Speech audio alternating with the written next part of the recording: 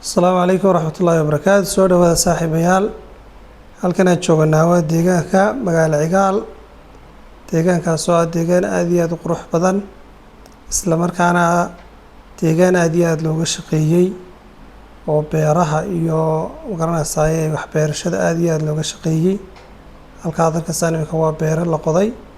مجال دينا وتاع حق إذا سرك موقتك الشيشة ما شاء الله وديجان أديات لو بيري ودول كان لقى فايدستي وروب كي يعني معدي لقى فايدستي waxaan doonaynaa inaad yar warbixin naga siiso maanta waxaan joognaa xidhinta oo ka tirsan gobolka Gabiley deegaanka hadda warbixinkaasi deegaanka xidhinta wuxuu ka shaqeeyaa ilaa 8 kilomitir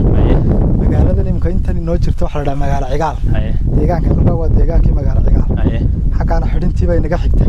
deegaanka aakhir wuxuu hoos tagayaa degmada Allay baday ayuu noqonayaa Allay badayna Gabiley hoos tagta kolka dhulkan waa dhul beeralay iyo dalaggiisa waad arkaysaa barwaaqada ka jirtana waad arkaysaa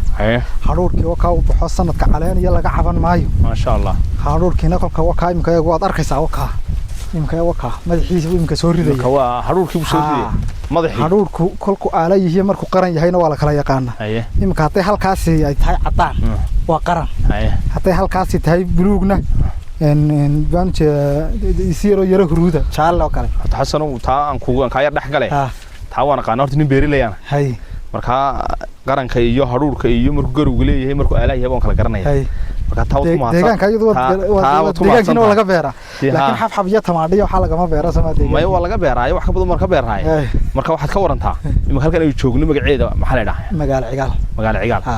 xidhinta imse kilomitir buu jirtaa 8 kilomitir sideen xaqanta arti bay noo jirtaa ilaa 12 xidhinta ilaa iyo arabsiina waa imse kilomitir ilaa arabsiina waa 18 kilomitir ma sha Allah ka waran wadanka sanadka sideen nimcad u dhacday sanadka iyo beeru soo baxeen intii hore kureyl buu haa dhulkii waa laga kala guuray laakiin dib baa laga soo noqdayo oo dhulku ka noqday barwaaqo wayahay oo adiga arkaya haruurkiina halku marayo aad iyo aad ma sha Allah xooliina way wada joogaan oo kuwa dibid halka daaqaysa beeraha lagu baaqbaaqayo wadiga arkayo dhulka waa laga maqnaayo beeru baaqbaaq badan ma helin waa kuwan doogu ka dhax baxay waka ma sha Allah sanadka nimcada aad u badan tahay dadkuna si fiican bay tacab u galiyeen inay wax la soo baxaan imikana dhulku waa rooban yahay doog iyo caleenta iyo xasiida iyo nimcadu way badan tahay waan gartay imika halkan waxa ay noogu diyaar ahaa dabkii wax la inoogu shidaya xasiidi baa la inoo dubay neefkii oo la qalay baynu ku cuni doonaa halka hadda Allah insha Allah de barwaaqadaas in maanta iska jiifanaa liin macaan ku taalo waynu soo aragnay liin dhanaan waynu soo aragnay Allahumma salli ala Muhammad deegaankan de waa iska magaalana dhinac uu ka matalaayo aad xamaamyadii uu leeyahay xitaa deegaanka tuushkii uu leeyahay beerahana laga waraabiyaa qasamadii buu leeyahay kolka deegaanka waa deegaan aad u barwaaqaysan marka waxay tuuladan imika waxay hoos tagtaa Allay baday marka waxa weeyaan halkii uu ninka tooshka siyaasadda uu warbixinta ku soo diyaariyay Soomaaliya ku diyaariyay oo ka weyn wali daaqad kale tu gaadhigu leeyahay wuxuu daaqadana xaq Allay baday waa ku taalo weeyaan waa dhulkan oo barwaaqa ku yaala daaqad aad iyo aad wad mahadsantahay fiican badan siisay ajaasoo mahadsantahay ما شاء الله هل كنا وحنا مكتوبين حسيدي ويضنا سفي عنه بسلاتي ومقرنا سابيرها مك حسيدة كسو قضي ولبا بيريه وجوه الريي حسيدنا إن سفي عنه بعد وقت قرنا سا أنت إلى لاك تهاي لفتي ذي مركب مليه دوين تهي لهلاجيهين بعد هريدا ما شاء الله وبير بيضم كو بحضي سفي عنه وبحضي ولقى فايدة مركب ديجان كتير بيه إسكمرية مركب إسكسراني أيه لقى فايدة يوضع لقاية مقرنا سهرول كارلو بير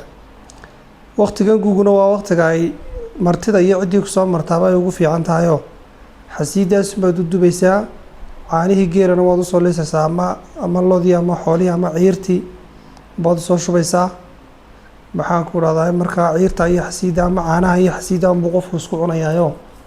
kaale iska arag martidu waa gelin hore martidu fulaysaa annaguna marka waanu booqanay nin asxaabta abaanu deegaankoodii booqanay si fiican bana loogu soo dhaweeyay aad iyo aad baan u mahadsan yihiin dadka nagu soo dhaweeyay deegaanka aad iyo aad baa looga shaqeeyay meel alla meeshaad saa u eegta ama aad kamarada ku qabataba haruurka iyo maxaan ku raadaye bilicda magaranaysaa raashinka la beeray baa meel walba ka muuqda intaas waa intii deegaankii caadiga ahaa dhinacan isagana waxay naga xiga bustaan isagana aad iyo aad looga shaqeeyey oo waa dhinacii khudaarta dhinacaasi maadaama waa dhinacii markaa dalaga iyo raashinka uu ahaa dhinacna waa khudaartii xabuubtii iyo basashii iyo weliba midhihii kale la cunayey sida liin macaantii iyo cambihii iyo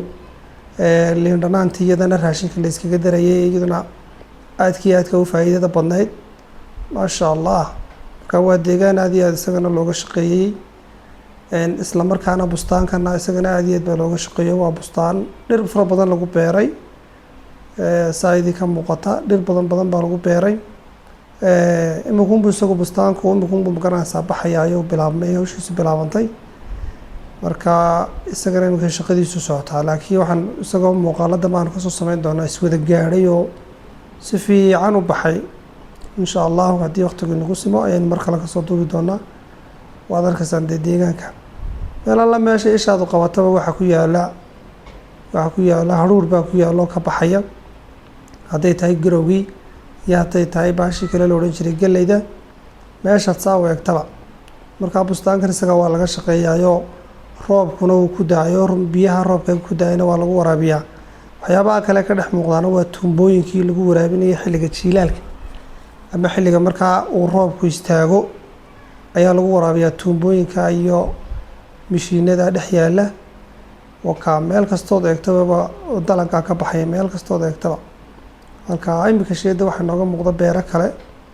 oo iyaguna baxaya oo raashinkoodii iyo magaranaysa halkaa uu ka muuqdo haruurkii nooga muuqdo maasha allah